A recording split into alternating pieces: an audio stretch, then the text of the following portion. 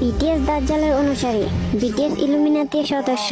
আচ্ছা, তাহলে চলুন আপনার ধারণা ভুল প্রমাণ করা যাক।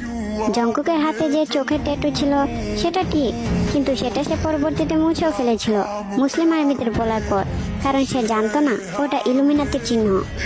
আর যে পিকগুলো আপনি দেখালেন ওগুলো 99% পিকই এডিট করা।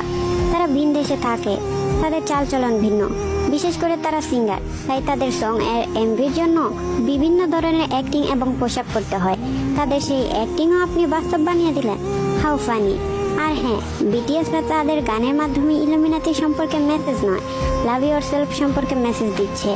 এক চোখ দেখিয়ে পিক তোলায় যদি ইলুমিনাতির সদস্য হয়ে যায়, তাহলে যেই সকল মুসলিম এক চোখ দেখিয়ে পিক তুলে তারাও কি দাজ্জালের অনুসারী?